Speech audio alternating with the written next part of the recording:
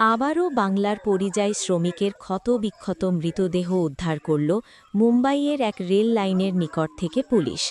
এলাকায় শোকের ছায়া নেমে এসেছে।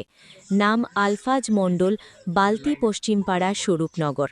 পরিবারের সঙ্গে দেখা করলেন সিপিআইএমের নেতৃত্ব রাজু আহমেদ, শফিকুল সর্দার, হামাল উদ্দিন, প্রাক্তন যুব নেতা প্রণব কুমার রায়, অন্যান্য নেতৃত্বসহ মৃতের নিকট আত্মীয়রা। Bureau report, GM news.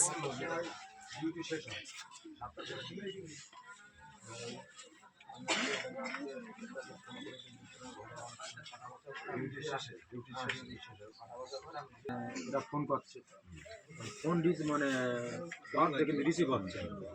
এবার তখন এরা তিন ভাই মিলে খোঁজাখুঁজি করছে, এখানে এমনকি কোম্পানিতেও গেছে, কোম্পানিতে কাজ করে। তো কোম্পানির সিকিউরিটি গার্ড বলেছে যে ডিউটি শেষ করে চলে গেছে। ম্যানেজার মেট্রো রেল দ্বারা রাত 12টা অব্দি খোঁজাখুঁজি করেছে। করার পরে টাইম এরা পুলিশ চৌকিতে গেছে। পুলিশ চৌকিতে বলে যে কমপ্লেন এখন নেবো না, 12 ঘন্টা হওয়ার পরে 24 ঘন্টা হওয়ার পরে কমপ্লেন নেবে। তারপরে এরা ঘরে এসে খাওয়া দাওয়া করে ফের আবার খোঁজাখুঁজি করেছে।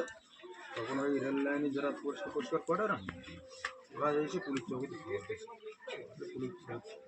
পুলিশ এসে ওরা তখন এখানে ফোন করছে। ফোন করলে রিং হচ্ছে, রিং দেখাচ্ছে হালকা ডিসপ্লে ফেটে গেছে। তো উপরের সাইডটা নাম্বারটা বোঝা যাচ্ছে, আর কিছু বোঝা যাচ্ছে না। তখন এটা রিসিভ করে বলে ঠিক আছে তোমার চলে গেছে, তোমার ভাই অসুস্থ, ওরা হসপিটাল চলে গেছে। অসুস্থ বলে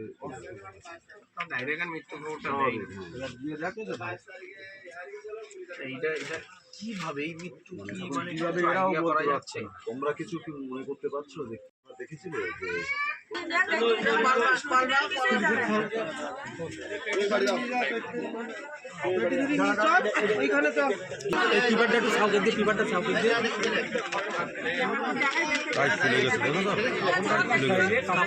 কাপড়টা